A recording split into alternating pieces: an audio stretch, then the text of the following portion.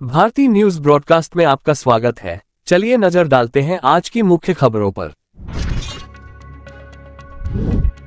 गुरु तेग बहादुर के शहीदी पर्व पर निकाला नगर कीर्तन, अखाड़ा दल ने किया शौर्य प्रदर्शन। श्री गुरु तेग बहादुर साहिब जी के शहीदी पर्व पर सूरतगढ़ के वार्ड 3 स्थित गुरुद्वारा श्री तेग बहादुर साहिब में 3 दिवसीय कार्यक्रम शनिवार को नगर कीर्तन के साथ शुरू किए गए।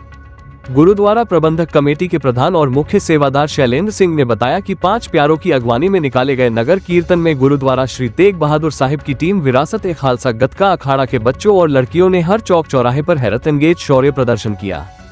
कीर्तन में धाड़ी जत्था नकोदर वाले, कोर खालसा धाड़ी जत्था हेड ग्रंथी कुलदीप सिंह ने पालकी साहिब दरबार के साथ गुरुवाणी का जसगान किया। नगर कीर्तन का महाराणा प्रताप चौक पर कांग्रेस पार्टी के ब्लॉक अध्यक्ष परसराम भाटिया, नगर अध्यक्ष जयप्रकाश गहलोत, योगेश मेघवाल, भवानी शंकर भोजक, छात्र नेता अक्षर नायक के नेतृत्व में कार्यकर्ताओं ने पुष्प वर्षा करके भव्य स्वागत किया। भारत सरकार देश के लोगों के लिए बहुत सारी योजनाएं चलाती है। सरकार की अलग अलग योजनाओं का लाभ देश के अलग अलग लोगों को मिलता है। सरकार अपनी ज्यादातर योजनाएं देश के गरीब और जरूरतमंद सबको से ताल्लुक रखने वाले लोगों के लिए लेकर आती है। भारत में आज भी बहुत से लोग ऐसे हैं जो 2 वक्त का खाना तक नहीं खा पाते। ऐसे लोगों को भारत सरकार नेशनल फूड सिक्योरिटी एक्ट के तहत बेहद कम दर पर राशन मुहैया करवाती है। सरकार इसके लिए लोगों को राशन कार्ड जारी करती है, जिसकी मदद से लोग कम कीमत पर राशन की सुविधा का लाभ ले पाते हैं। खाद्य विभाग ने राशन कार्ड पर मिलने वाली चीजों में कर दिया है बदलाव, तो 1 जनवरी 2025 से हो जाएगा ये बड़ा बदलाव। नेशनल फूड सिक्योरिटी एक्ट यानी राष्ट्रीय खाद्य सुरक्षा अधिनियम के तहत कम कीमत पर मिलने वाले राशन को लेकर बदलाव कर दिया है। पहले जिस मात्रा में राशन मिलता था, अब राशन की मात्रा को बदल दिया गया है। बात की जाए तो पहले जहां 1 यूनिट में 3 किलो चावल और 2 किलो गेहूं मिलता था, वहीं अब इसमें 2 किलो गेहूं और 2.5 किलो चावल कर दिया गया है, यानी इसमें आधा किलो चावल घटा दिया गया है, तो वहीं आधा किलो गेहूं को बढ़ा दिया गया। 6 बड़ी पार्टियां और तकरीबन इतने ही छोटे दल। इनमें से महाराष्ट्र की जनता ने बीजेपी, शिवसेना, शिंदे गुट और एनसीपी अजित पवार की तिकड़ी को चुना और विधानसभा चुनाव में महायुति को बहुमत दिया। तीनों पार्टियों ने 230 सीटों पर जीत हासिल की है। इस मैंडेट ने साफ कर दिया है कि कौन असली और कौन नकली शिवसेना है और चाचा भतीजे में बड़ा कौन है। 1972 के बाद ये पहला मौका है जब किसी अलायंस को इतना बड़ा मैंडेट मिला है। चुनाव से 4 महीने पहले शुरू की गई महायुति सरकार की लाडकी बहन योजना गेम चेंजर बनी। इस चुनाव में बीजेपी के माइक्रो मैनेजमेंट ने कामयाबी दिलाई। इस बार बीजेपी को संघ के एक्टिव होने का भी फायदा मिला। आरएसएस ने लोकसभा चुनाव के बाद महाराष्ट्र में तकरीबन 2000 से ज्यादा नुक्कड़ सभाएं की। कार्यकर्ता घर घर जाकर वोटर्स को बूथ पर लाने में सफल रहे। यूपी के सीएम योगी आदित्यनाथ का चुनावी रैलियों में बंटेंगे तो कटेंगे के नारे ने हिंदू वोटर को एकजुट किया। महाराष्ट्र में योगी का स्ट्राइक रेट 100% रहा। इधर महाविकास अघाड़ी एमवीए ने चुनाव से ठीक पहले 5 गारंटी देने की बात की थी, लेकिन वो ये गारंटियां जनता तक पहुंचाने में नाकाम रही। एमवीए 50 से भी कम सीटों पर सिमट कर रह गई। इंडियन प्रीमियर लीग आईपीएल के 18वें सीजन से पहले आज और कल मेगा ऑक्शन होगा। सऊदी अरब के जेद्दा में इंडियन टाइमिंग के अनुसार दोपहर 3:00 बजे से नीलामी की शुरुआत होगी। घरेलू और इंटरनेशनल क्रिकेट के 574 प्लेयर्स पर आईपीएल की 10 फ्रेंचाइजी टीमें बोली लगाएंगी। टीमों के पास कुल 204 प्लेयर्स के लिए जगह खाली है। प्लेयर्स रिटेंशन के बाद 10 टीमों में पंजाब किंग्स के पास में सबसे ज्यादा पैसे बचे हैं। 5 महीने पहले हुए लोकसभा चुनाव में यूपी की 9 विधानसभा सीटों में से 7 पर सपा लीड कर रही थी, लेकिन उपचुनाव के नतीजे पूरी तरह बदल गए। इन 9 में से 7 सीटें इस बार भाजपा ने जीत ली, सपा केवल 2 जीत पाए। यूक्रेन ने अगस्त में रूस के कुर्स्क इलाके में अचानक हमले किए थे। इस दौरान यूक्रेन ने कुर्स्क के एक बड़े इलाके पर कब्जा कर लिया था। हालांकि अब रूस ने यूक्रेन के कब्जे में से 40% जमीन को वापस छीन लिया है। इसकी जानकारी यूक्रेन के जनरल स्टाफ के एक अधिकारी ने दी। अधिकारी के मुताबिक यूक्रेन ने कुर्स्क प्रांत में 1376 स्क्वायर किमी जमीन कब्जा कर लिया था। हालांकि रूस की जवाबी कार्रवाई के चलते अब ये घटकर 800 स्क्वायर किमी ही रह गया है। रूस ने कुर्स्क इलाके में 59,000 सैनिकों को तैनात किया है। दिल्ली की हवा लगातार जहरीली बनी हुई है।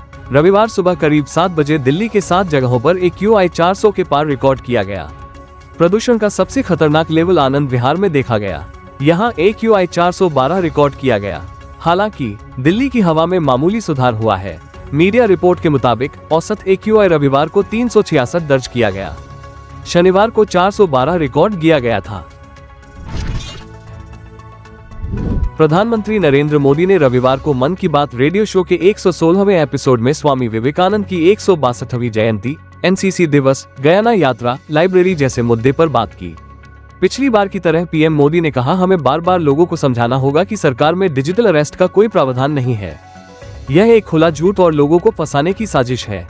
115वें एपिसोड में उन्होंने डिजिटल अरेस्ट जैसे फ्रॉड से बचने के लिए 3 स्टेप रुको, सोचो और एक्शन लो अपनाने की बात कही थी। पीएम ने NCC डे पर कहा कि जब हम NCC का नाम सुनते हैं, हमें अपने स्कूल और कॉलेज के दिन याद आ जाते हैं। मैं खुद NCC कैडेट रह चुका हूं, इसलिए मैं पूरे आत्मविश्वास से कह सकता हूं कि उससे मिले अनुभव मेरे लिए अमूल्य है। विदेश मंत्री S जयशंकर कल 3 दिवसीय दौरे के लिए इटली रवाना हुए। 24 से 26 नवंबर तक चलने वाले इस दौरे में वे G7 देशों के विदेश मंत्रियों की आउटरीच बैठक का हिस्सा बनेंगे। इटली ने इस बैठक के लिए भारत को गेस्ट कंट्री, मेहमान देश के तौर पर न्योता भेजा है। विदेश मंत्रियों की ये बैठक इटली के फियोगी में होगी। इस दौरान जयशंकर इटली समेत तमाम दूसरे देशों के विदेश मंत्रियों से मुलाकात और द्विपक्षीय बैठक करेंगे। अपनी यात्रा के दौरान वे रोम में भारतीय दूतावास के नए परिसर का उद्घाटन भी करेंगे। इसके अलावा अंतर्राष्ट्रीय राजनीतिक अध्ययन संस्थान ISPI द्वारा आयोजित मेडिटेरेनियन डायलॉग के 10वें संस्करण में भी हिस्सा लेंगे। रोम में हर साल मेडिटेरेनियन डायलॉग का आयोजन होता है। इसे आमतौर पर मैड डायलॉग के तौर पर जाना जाता है। इस बार इसका आयोजन 25 से 27 नवंबर को होगा। Flipkart backed lifestyle e-commerce company Myntra ने भी अब क्विक कॉमर्स सेक्टर में आ गई है। कंपनी ने MNOW नाम से इस सेक्टर में कदम रखा है, जिसके तहत बेंगलुरु के चुनिंदा इलाकों में 2 घंटे के अंदर डिलीवरी की गारंटी देने वाली क्विक कॉमर्स सर्विस का पायलट प्रोजेक्ट शुरू किया है। हालांकि इसमें सिलेक्टेड प्रोडक्ट की ही डिलीवरी शुरू की गई है। न्यूज एजेंसी PTI ने सूत्रों के हवाले से बताया कि पायलट प्रोजेक्ट से मिली सीख के बेसिस पर यह सर्विस अन्य स्थानों पर भी शुरू की जाएगी। इससे पहले 2022 में मिंत्रा ने मेट्रो शहरों में माई एक्सप्रेस नाम से एक्सप्रेस डिलीवरी शुरू की थी। इसका लक्ष्य ऑर्डर्स को प्लेस होने के 24 से 48 घंटे के अंदर डिलीवर करना है। शनिवार को अडानी ग्रुप के चेयरमैन गौतम अडानी और उनके भतीजे सागर अडानी को अमेरिकी सिक्योरिटीज एंड कमीशन SEC ने शनिवार को समन भेजा है। अमेरिकी SEC ने अडानी को उन पर लगे रिश्वतखोरी और धोखाधड़ी के आरोपों पर अपना रुख स्पष्ट करने के लिए तलब किया है। लखनऊ के सिटी मॉन्टेसरी स्कूल CMS में 25वें वर्ल्ड चीफ जस्टिस कॉन्फ्रेंस का आज घोषणा पत्र जारी हुआ। इस कॉन्फ्रेंस का औपचारिक शुभारंभ CM योगी ने 22 नवंबर को किया था। 4 दिन तक चले इस कॉन्फ्रेंस में 55 देशों के प्रतिनिधि शामिल हुए। प्रो गीता गांधी किंगडन ने कहा कि 2.5 अरब बच्चों और आने वाली पीढ़ी के लिए शांति बेहद जरूरी है। युद्ध कोई विकल्प नहीं है। विवादों को आपसी बातचीत से हल किया जाएगा। जलवायु परिवर्तन पर भी काम करना होगा। विवादों और संवाद को कूटनीतिक रूप से हल करने और हिंसा के प्रयोग को रोकने पर जोर दिया। स्कूलों में नागरिकता शिक्षा और शांति शिक्षा पर काम करें। संयुक्त राष्ट्र संघ से आग्रह करते हैं कि संयुक्त राष्ट्र चार्टर की मजबूती पर जोर दिया। भारतीय पशुपालन निगम लिमिटेड में 2000 से ज्यादा पदों पर भर्ती निकली है। इस भर्ती के लिए आवेदन की आखिरी तारीख 25 नवंबर तय की गई है। उम्मीदवार ऑफिशियल वेबसाइट pay.bharatiyapashupalan.com पर जाकर अप्लाई कर सकते हैं। रॉयल एनफील्ड ने शनिवार 23 नवंबर को अपने एनुअल बाइकिंग इवेंट मोटोवर्स में रॉयल एनफील्ड गोन क्लासिक 350 मोटरसाइकिल को लॉन्च कर दिया है। बॉब स्टाइल वाली यह बाइक कंपनी की सबसे पॉपुलर बाइक क्लासिक 350 पर बेस्ड है। इसे 4 कलर ऑप्शन के साथ पेश किया गया है। इसमें rave red, trip teal, purple haze और शेक ब्लैक कलर ऑप्शन शामिल है। मोटरसाइकिल को 2 वेरिएंट में लॉन्च किया गया है। इसकी शुरुआती एक्स शोरूम कीमत 2.35 लाख रुपए है और डुअल टोन कलर ऑप्शन के लिए 2.38 लाख रुपए एक्स शोरूम है। बाइक की सीधा मुकाबला जावा 42 बॉबर से रहेगा। इसके अलावा ये बेनेली इंपीरियल 400, होंडा नेस 350 को भी टक्कर देगी। सर्दियों के सुपरफूड सीरीज में आज का फूड है शकरकंद। शकरकंद को स्वीट पोटैटो भी कहते हैं। ये कमोबेश आलू जैसा ही दिखता है, लेकिन आलू नहीं है। ये सर्दियों की बेहद पौष्टिक सब्जी है। इसमें भरपूर मात्रा में विटामिन ए, सी और मैंगनीज होता है। इसमें एंटी कैंसर गुण भी होते हैं।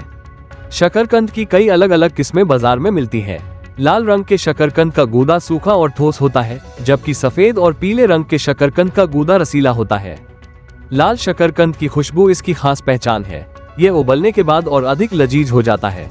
ये सर्दियों का सुपरफूड है। सर्दी के मौसम में अगर रोज शकरकंद खाया जाए तो इससे विटामिन ए, सी और B5 जैसे कई विटामिन की दैनिक जरूरत आसानी से पूरी हो सकती है। इसमें कॉपर, पोटेशियम और मैंगनीज जैसे कई मिनरल्स भी होते हैं। दिल्ली परिवहन विभाग ने वाहनों के लिए रंग कोडित ईंधन स्टिकर लगाना अनिवार्य कर दिया है। ये कदम बढ़ते प्रदूषण के स्तर से निपटने के लिए उठाया गया है। स्टिकर वाहन के ईंधन के प्रकार को पहचानने में मदद करेंगे। यह नियम 1 अप्रैल 2019 से प्रभावी नए वाहनों और 31 मार्च 2019 से पहले पंजीकृत पुराने वाहनों दोनों पर लागू होता है। नोटिस में कहा गया है कि राष्ट्रीय राजधानी क्षेत्र (NCT) दिल्ली में वाहन मालिकों को अब क्रोमियम आधारित होलोग्राम स्टिकर लगाना अनिवार्य होगा। रंग कोडित स्टिकर जांच के दौरान वाहन के ईंधन के प्रकार को पहचानने में प्रवर्तन कर्मियों की सहायता के लिए डिजाइन किए गए हैं।